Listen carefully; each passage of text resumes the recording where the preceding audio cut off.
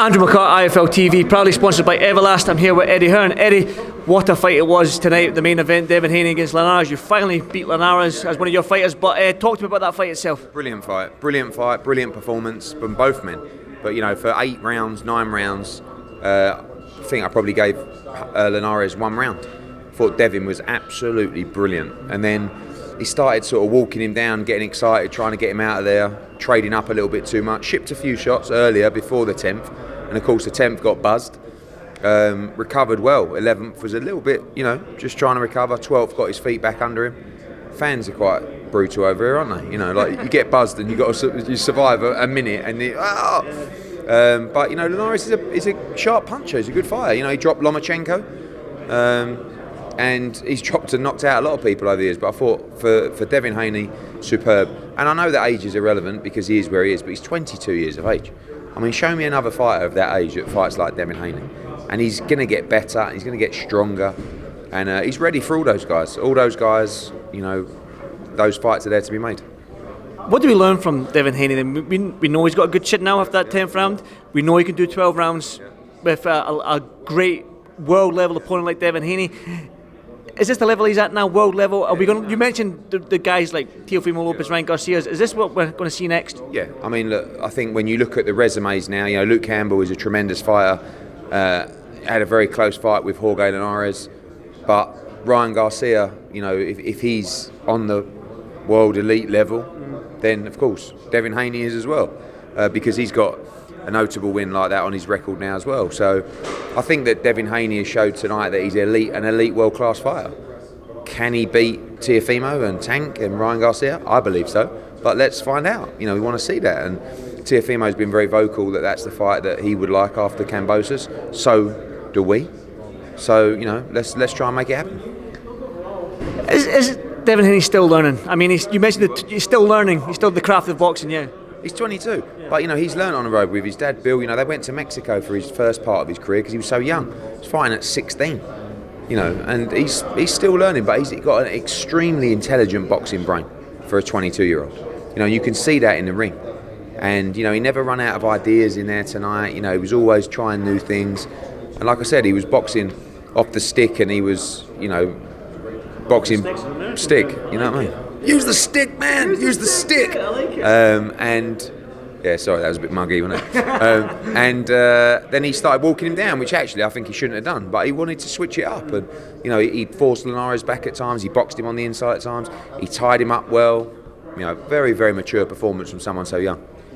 How big an offer did you have to make Teofimo Lopez after this Kambosos fight to get Devin Haney in the ring with him? I mean, there's many ways we can do the fight, but, you know, we've got the money. I believe, to make that fight. You know, it's a huge fight for DAZN.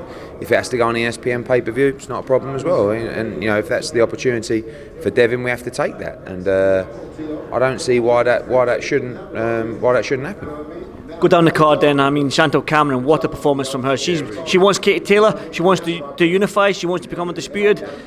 Let's do it. I think she can do all of those things. I mean, you know, I think my first aim with Chantelle Cameron is to make her undisputed. You know, and I've been talking to Lou DiBella about, you know, getting all these champions together because he's got 3 of them, and it looks like Chantelle Cameron's going to fight the IBF champion, whose name's completely just Mary McGee, and then Leonard to fight Callie Reese, and then the winners fight the winners.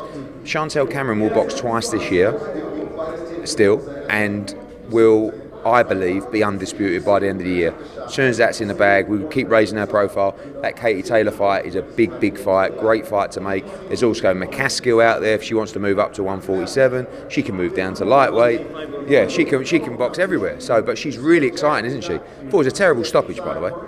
And I just said to Andy, I said, I think sometimes these refs, because they're women, they stop the fight earlier than they would if it was a male fight, which is ridiculous. Like, we're trying to get equality for the. So, you know, I think that it's a world championship fight. There was other times where she was much more hurt than she was then. Should have let her continue. But Chantelle Cameron is a good puncher, heavy-handed, really excited, and I'm excited about her future.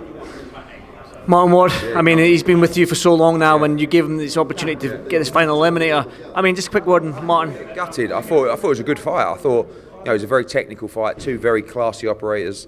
Fuzili, tricky, but also could punch very hard as well. I had the fight all square. It's like a flash knockdown, wasn't it, in the 4th round, which I didn't actually feel like it was a knockdown, but obviously was because Wardy didn't complain. And that swung the fight a little bit. And then I had Wardy actually winning the 5th, losing the 6th, and then his knee went. It just sort of popped or dislocated or whatever it was, and then after that he had absolutely no chance. But Fuzili was coming back in the fight regardless of the injury, so I don't, you can't use that as an excuse. But once that happened, he had no chance, and I'm gutted for him because we've worked with him for a long time, and Tony's very close to him. But when you look back on reflection, if that is the end of his career, and he may choose not to fight on now because he's won British titles, he's won European titles, he's boxed in Vegas in final eliminators for world titles, so he's achieved a hell of a lot. I always felt that he could win a world title, but unfortunately come up short tonight at world level. The young guns in, Ramla Ali, Rishabh Mati, Cleo Cole. Really good, yeah. I mean, Ramla, great. I mean, I said to you earlier in the week, didn't I, about opportunities for our fighters to box in the United States. Over the years, that's one thing that I've always tried to work towards is having a global business where you can give fighters opportunities to box in different markets. To box in the US market for a British fighter is really important. So that opportunity for Ramla Ali has been brilliant. That opportunity for Chantelle Cameron has been brilliant. It's a huge audience tonight on DAZN. They've got more subscribers than they've ever had coming off the back of Canelo. Give me a number. Huge. I keep saying to Joe, but it's their policy. But anyway, so it's such a great opportunity for them, and it's something we're going to be doing more and more of.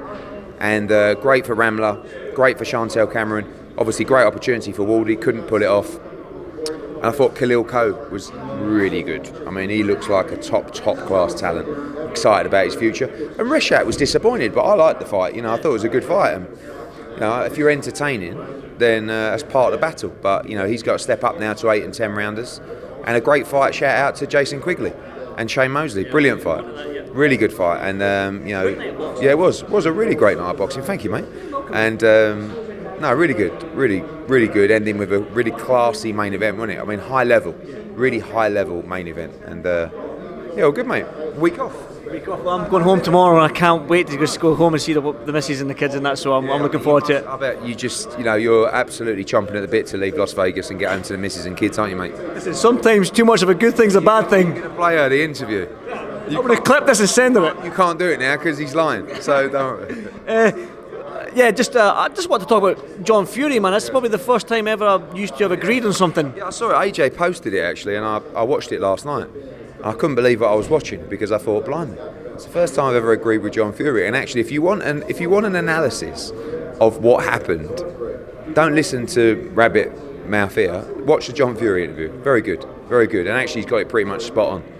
The whole thing stinks, and it's done. But this is unfortunately the bad side of boxing.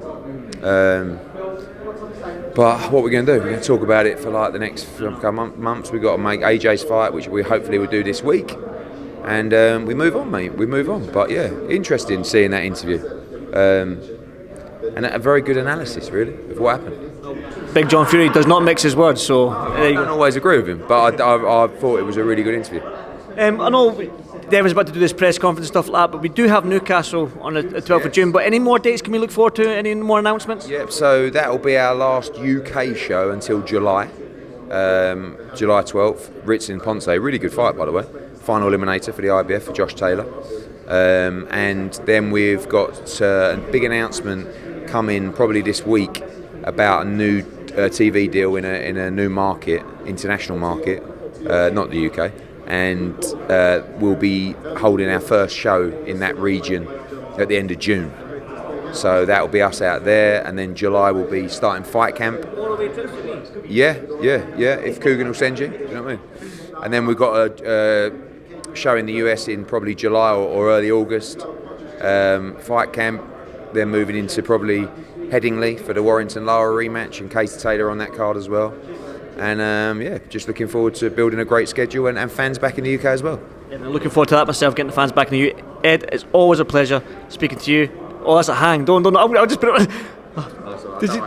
I'll cut that. I'm cutting that. I know. Well, thanks so much for this Rifle TV, and it's always a pleasure to speak to you. Take care. Thanks, Ed.